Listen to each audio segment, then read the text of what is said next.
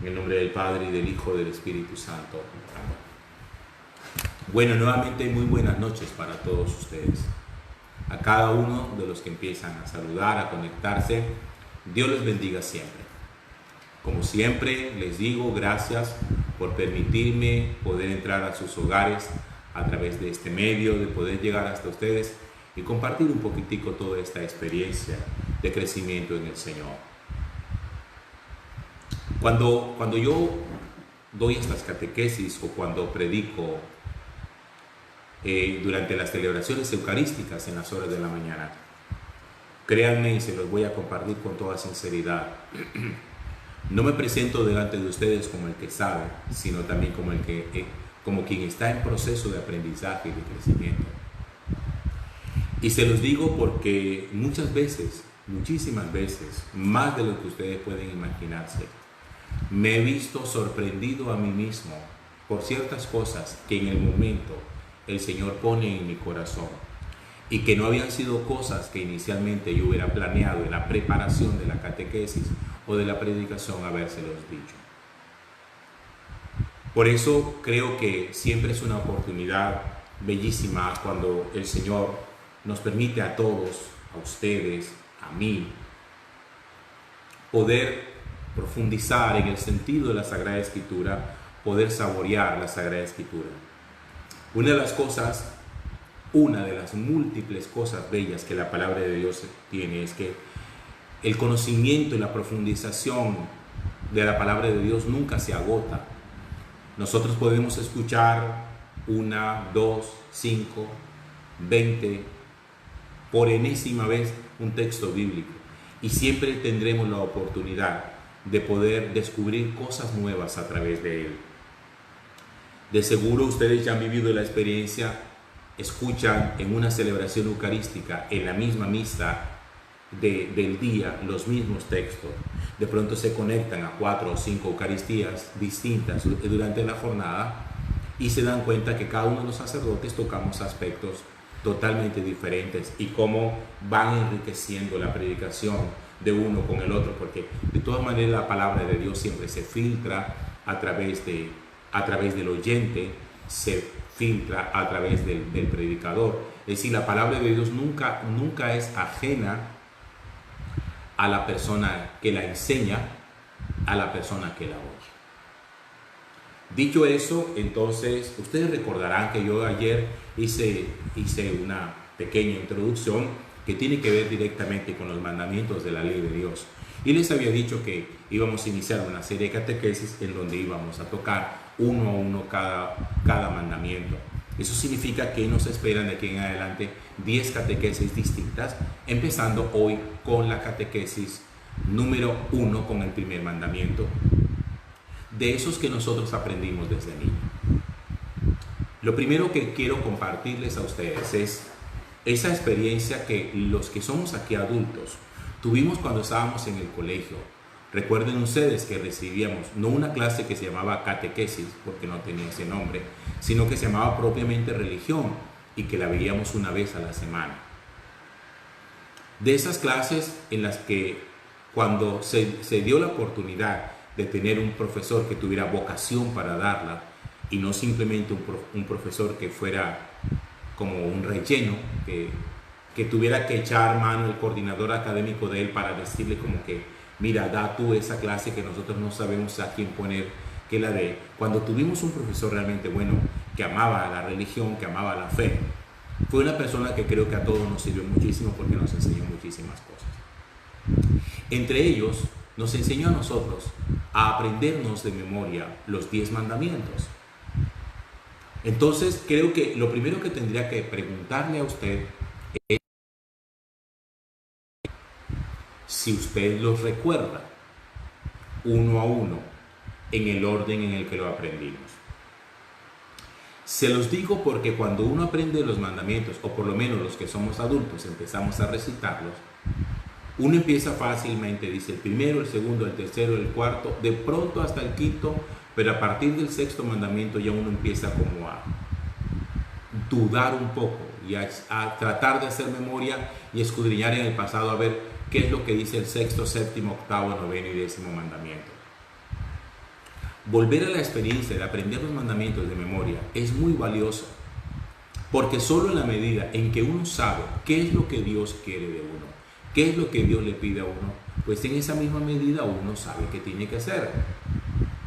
Pero una de los grandes interrogantes, de las preguntas que yo suelo escuchar y que los curas solemos escuchar con muchísima frecuencia es: ¿qué quiere Dios de mí? ¿Cuál es el plan que Dios tiene de mí? Miren, y de pronto ya se ha vuelto como costumbre encontrar predicadores, gente que ha cogido esa frase como una frase cliché. Dicen: es que el Señor tiene para ti planes maravillosos, es que el Señor tiene contigo grandes propósitos. Siempre nos dicen que el Señor tiene grandes propósitos con nosotros. Déjenme decirle algo, y es que Dios no tiene grandes propósitos con unas cuantas personas. Dios no tiene grandes propósitos con personas privilegiadas. Dios tiene grandes propósitos con todos. Dios tiene grandes propósitos con usted. De tal manera que uno no puede pensar que Dios, porque a alguien, por ejemplo, perdón que coloque ese ejemplo, en el caso mío me haya llamado a ser sacerdote, uno piense que Dios conmigo tiene grandes propósitos, pero que de pronto no los tiene con usted porque usted se casó. ¿Cómo que no? Usted tiene que ser capaz de descubrir que Dios para usted tiene grandes propósitos y grandes deseos a partir de su vocación a la vida matrimonial, como lo tiene conmigo a través de la vocación del ministerio sacerdotal. Entonces, si nosotros por lo menos los mandamientos los aprendemos tal y como nos lo enseñaron, por lo menos para arrancar de alguna manera, yo estoy seguro de que ya tenemos 10 elementos esenciales de lo que Dios quiere para nuestra vida. Y vamos hoy a recordar eso, lo primerito que Dios quiere para nuestra vida. Hay una cosa que yo quiero que ustedes aprendan antes que nada. Los mandamientos están escritos en orden de precedencia y en orden, voy a decirlo así de esta forma, en orden de importancia. El primero está puesto de primero porque debe ir primero. Eso significa que siendo el cuarto, el quinto, el octavo, el 10º mandamiento importante, no está, por decirlo de alguna manera, en el rango en el que está el primer mandamiento o el segundo. Si usted se fija, los 10 mandamientos están distribuidos en 2 bloques. El primero, el segundo y el tercer mandamiento tienen que ver directamente de nuestra relación con Dios. A partir del cuarto mandamiento hasta el 10º, no son mandamientos que tengan que ver nuestra relación con Dios, sino que tienen que ver en nuestra relación con el prójimo. Y el prójimo más prójimo después de Dios son los papás. Por eso, después del primer mandamiento que tiene que ver con Dios, el segundo que tiene que ver con Dios, el tercero que tiene que ver con Dios, aparece el cuarto mandamiento que tiene que ver con nuestro prójimo, y el prójimo más importante en principio de la naturaleza humana son nuestros padres. Por eso miren ustedes que Dios, después del amor a Él, primero y segundo y tercer mandamiento, pone el amor a nuestros padres. Después del amor a nuestros padres, pone el amor a los demás hermanos. Usted no puede pensar que el sexto mandamiento, por ejemplo, que tiene que ver con los pecados cometidos contra la pureza sexual, son los más importantes. Son los más importantes. Son importantes, pero no son los más importantes. ¿Y por qué yo quiero hacer énfasis sobre eso? Lo digo por mi experiencia como confesor, porque muchas veces cuando nosotros llegamos a confesarnos, tal vez los primeros pecados de los cuales uno se confiesa son los pecados contra el sexto mandamiento. Y no hemos revisado cómo están los pecados que podemos cometer contra el cuarto. Es decir, hay personas que piensan que es mucho más pecado cometer una impureza sexual, que es pecado, a cometer una falta grave de deslealtad o de abandono de los papás. Yo espero estar haciéndome entender. Cuando Dios nos habla a nosotros de los mandamientos, los pone en un orden tal, de modo que cuando nosotros empezamos a revisar la vida, podríamos decir, los mandamientos van del 10º al 1º en orden ascendente y del 1º al 10º en orden descendente. Por eso, cuando a Jesús le hacen la pregunta de cuál mandamiento es el más importante de todos, el más importante, Jesús no dice que sea el cuarto, no dice que sea el sexto, no dice que sea el noveno, no dice que sea el octavo mandamiento. Miren ustedes lo que el Señor responde en el Evangelio de San Marcos, en el capítulo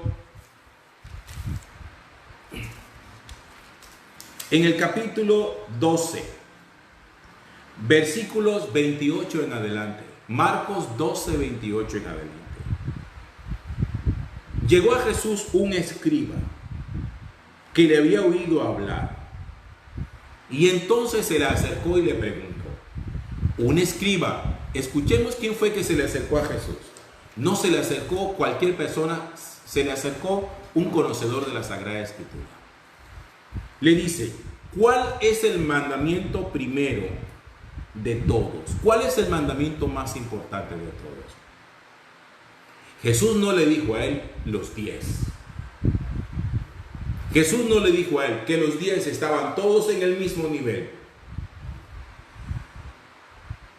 Jesús le dijo, el primero es este, abro comillas, escucha a Israel, el Señor nuestro Dios es un solo Señor. Amarás al Señor tu Dios con todo tu corazón, con toda tu alma, con toda tu mente y con toda tu fuerza. Jesús le está citando textualmente el capítulo 6 del libro del Deuteronomio en el versículo 4 en adelante, 4, 5 y 6. Que recuerden ustedes que yo les había pedido el favor que lo leyeran para la catequesis de hoy. ¿Qué dice el libro del Deuteronomio capítulo 6? Dice, versículo 4, escucha Israel, el Señor nuestro Dios es el único Señor. Amarás al Señor tu Dios con todo tu corazón, con toda tu alma, con toda tu mente, con todas tus fuerzas. Por eso cuando el escriba se le acerca a Jesús y le pregunta acerca de cuál es el mandamiento más importante, Jesús lo remite inmediatamente al capítulo 6 del libro del Deuteronomio, lo que significa que Jesús conocía perfectamente la Sagrada Escritura, la había aprendido. Pero miren ustedes, y aquí es donde yo quiero que nosotros, ojalá esto no lo vayamos a olvidar nunca, para bien o para mal, de pronto como para ayudar un poquito a la memoria, cuando nosotros nos enseñaron los mandamientos, el primer mandamiento no nos lo enseñaron de la manera como está escrita en la Sagrada Escritura. La Sagrada Escritura, lo repito, dice, escucha Israel, el Señor nuestro Dios es el único Señor. Amarás al Señor tu Dios con toda tu mente, con todo tu corazón, con toda tu alma, con todo tu ser. ¿Cómo lo aprendimos nosotros? Amar a Dios sobre todas las cosas. Nosotros lo que hicimos fue una síntesis de ese primer mandamiento, lo redujimos, lo compactamos y simplemente dejamos la frase amar a Dios sobre todas las cosas, y nosotros lo repetimos hoy así, con esa naturalidad, cuando nos preguntan cuál es el mandamiento primero de todo. Amar a Dios sobre todas las cosas. Por eso cuando a uno le preguntan, ¿tú amas a Dios sobre todas las cosas? Uno suele responder que sí. Porque cuando uno oye el primer mandamiento así, amar a Dios sobre todas las cosas, uno cree realmente que Dios es lo primero en la vida de uno. Por lo menos lo creemos aquí en la cabeza. El asunto es que el amor hacia Dios nuestro suele ser muchas veces un amor mental. De esas cosas cuando uno cree que eso es así y ya uno da por hecho, ese es el asunto, que uno da por hecho de que porque uno cree en Dios, o por lo menos porque uno reza, o con frecuencia o de vez en cuando, que vamos a una procesión, que vamos a misa, uno cree que por eso ama a Dios. Y no es así. Porque no es exactamente igual creer en Dios y amar a Dios. El primer mandamiento nos dice: creerás en el Señor tu Dios con todo tu corazón, con toda tu alma, con toda tu mente, con toda tu fuerza. No dice eso, dice lo amarás. Salga usted por la calle y pregúntele a la gente creyente, medianamente creyente, poco creyente: oiga, ¿usted cree en Dios? Dice: sí, claro, yo creo en Él es la llave mía. Oiga, ¿y para usted Dios es importante? Claro, Dios para mí es importantísimo. Dios lo es todo en mi vida. Lo decimos así: Dios lo es todo en mi vida. Pero cuando uno lo oye del modo como aparece en la Sagrada Escritura, como aparece en Deuteronomio capítulo 6 y como aparece en el Evangelio de San Marcos capítulo 12, ya las cosas se ponen de otro color y uno dice: oye, espérate, que aquí nos hace un planteamiento mucho más serio. Porque aquí ya la Sagrada Escritura no dice simplemente amar a Dios sobre todas las cosas. Nos dice: el Señor nuestro Dios es uno solo. Lo primero que dice la Sagrada Escritura nos recuerda que Dios es uno solo, que no existe más dioses. Y entonces ahí es donde uno tiene que escarbar en el corazón y descubrir realmente si uno tiene al Dios vivo y verdadero o tiene diosesillos de esos que uno se ha inventado y que ha hecho que se empoderen de nuestro corazón y que terminen sometiéndonos a ellos. Porque no siempre nosotros tenemos claro como la unidad y la unicidad de Dios. Nosotros somos muy dados a... Yo creo que todavía tenemos algo de esa cultura grecorromana donde creían en dioses y le rendían culto a todos los dioses posibles que pudieran existir. Cuando, por ejemplo, le rendían culto al dios del fuego, al dios del viento, al dios del mar, al dios de la fertilidad, al dios de la parranda, al dios de la bacanería, al dios de lo que fuera.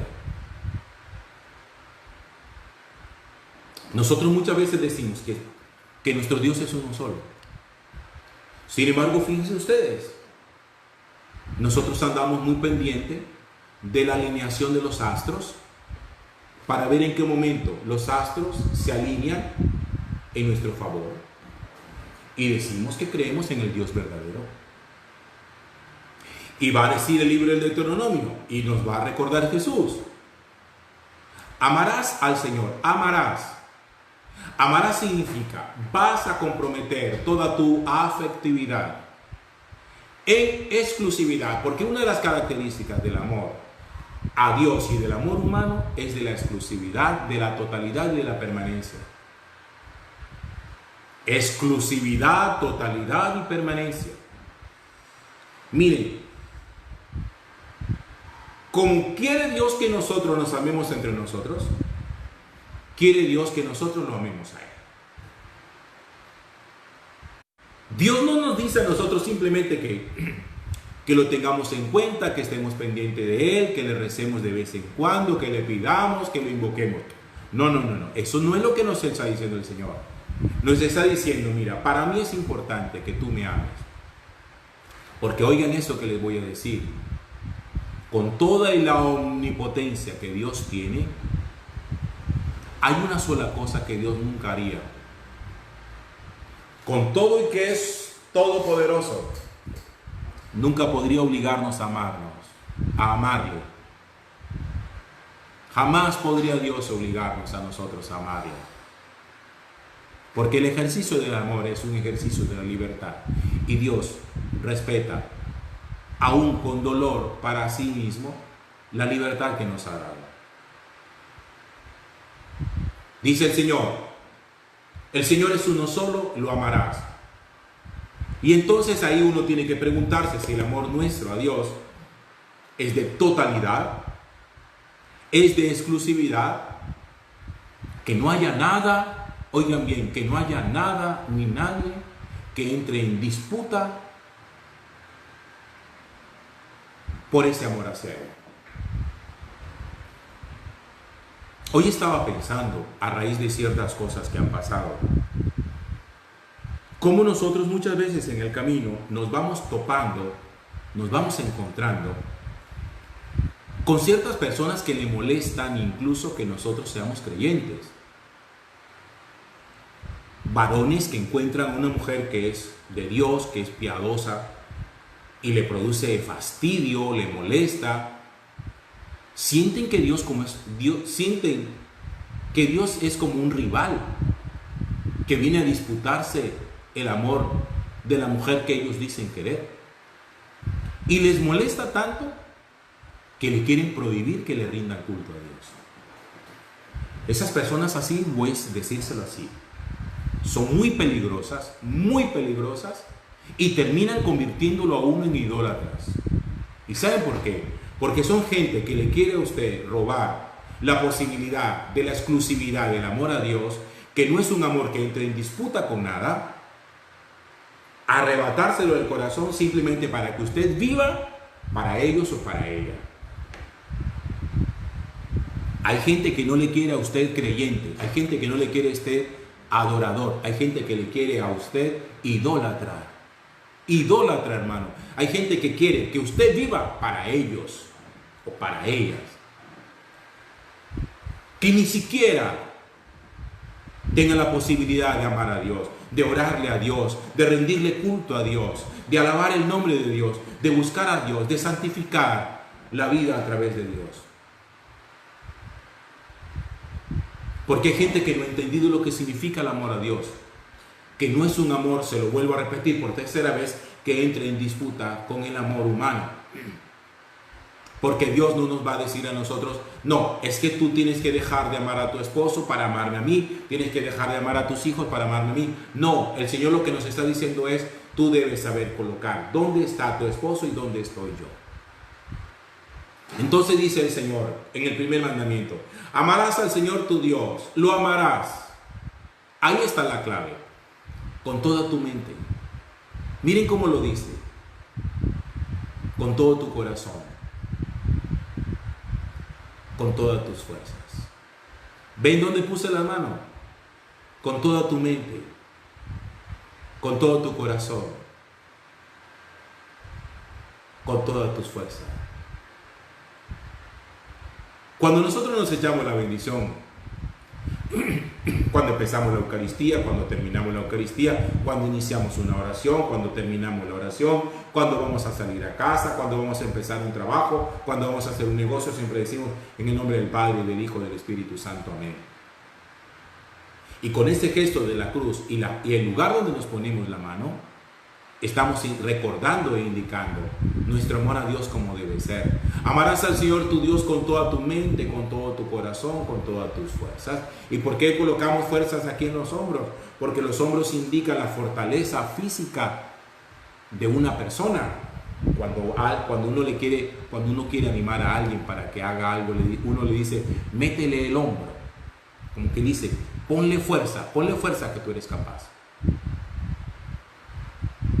Y miren que no es simplemente que el Señor nos diga a nosotros, oye, tú me quieres, tú me amas, y tú le digas, ah, sí, Señor, sí, yo te amo. Porque lo primero que el Señor nos va a decir a nosotros es, si las facultades nuestras, la intelectiva, la volitiva y la libertad, esas tres grandes facultades que Dios nos ha dado a nosotros, están en concurso con Él, es decir, están en consonancia con Él, van dirigidas hacia Él.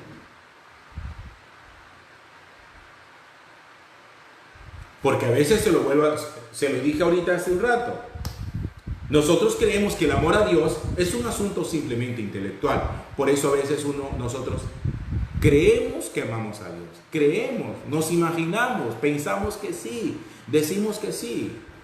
Pero cuando uno viene a ver su voluntad, la voluntad nuestra muchas veces ha estado tan fraccionada, tan resquebrajada, que nuestra voluntad va por otro lado. Que nosotros amamos a Dios con la cabeza, pero que nuestra voluntad no somos capaces de hacer realmente lo que Dios quiere. Por eso Jesús va a hacer una crítica muy fuerte sobre eso y va a decir, no solamente el que dice Señor, Señor, entrará en el reino de los cielos, sino aquel que cumple la voluntad de mi Padre. No basta creer que amamos a Dios, es necesario realmente amar a Dios, y el que ama a Dios se la juega todo por Él. Uno podría ponerse a pensar, ¿y por qué ese mandamiento es el más importante? ¿Por qué no, por ejemplo, por qué no amar a la familia? ¿Por qué no debería ser primero amar a la familia? ¿Cuántas veces usted lo ha dicho, lo dice? Para mí lo más importante es mi familia. ¿Sí o no? Fabuloso. Si su familia es fabuloso, es importante, estupendo. Y debe ser importante. Pero el Señor dice, primero revisa si yo antecedo a tu familia. Porque el único que le va a dar cohesión, firmeza, seguridad, estabilidad, fidelidad a tu familia soy yo. Además, si esto tiene que ver con el orden de precedencia, entonces pongámonos a pensar en esto. La primera relación que nosotros establecemos en el momento de nuestra concepción, en el momento en que se une el espermatozoide con el óvulo, ¿con quién es? Usted dirá, pues con la mamá. Y yo le responderé, pues no es con la mamá. Es una filiación, es una relación divina. Porque el que permitió el milagro de ese espermatozoide, justo ese espermatozoide y no otro, que se uniera con ese óvulo maduro, fue el Señor. Cuando hubo contacto entre los dos, eso es lo que se llama vocación a la vida, y esa la da el Señor. No fue simplemente un impulso de la naturaleza. Porque, y yo quiero que eso no lo vayan a olvidar ustedes jamás, cuando un varón tiene una eyaculación, se calcula que son aproximadamente 150 a 200 millones de espermatozoides que se expulsan en el líquido seminal. De esos 150 millones de espermatozoides, solamente había uno solo, para que fuera usted. Porque si hubiera sido otro espermatozoide, usted no fuera usted. O usted posiblemente no fuera un varón sino una niña, o no fuera una niña sino que fuera un varón. Pero fue justo ese y solo ese el que le permitió llegar hasta el óvulo maduro para la fecundación. Eso se llama vocación divina. Por eso la primera relación que nosotros establecemos al aparecer en la tierra es la relación con Dios. Y al ser la primera relación, al ser la primera vocación, pues Dios precede las demás relaciones, y al primero que le debemos amor y gratitud es a Él por habernos llamado a la vida. Después de eso, claro, vienen sus padres. Por eso después de Dios está la familia. Por eso después del primero, segundo y tercer mandamiento que tienen que ver con Dios, viene el cuarto, que es honrarás a tu padre y a tu madre. Por eso cuando uno revisa cómo están los amores de su corazón, uno siempre tendría que debería encontrar que Dios es lo primero y la familia viene después. Y en esa familia también hay un orden de precedencia. Primero los papás y después los hermanos. Porque uno primero tiene relación con los papás y después tiene relación con los hermanos y los hermanos los tienen. Yo creo que me estoy haciendo entender, ¿cierto? Amar a Dios es el primer mandamiento, el más importante de todos. Con toda la mente, con todo el corazón, con todas las fuerzas. Apréndaselo de esa manera. No diga ya simplemente amar a Dios sobre todas las cosas. El Señor nuestro Dios es el único Señor. Amarás al Señor tu Dios con toda tu mente, con todo tu corazón, con todas tus fuerzas. Que Dios nos conceda la gracia de que se sea.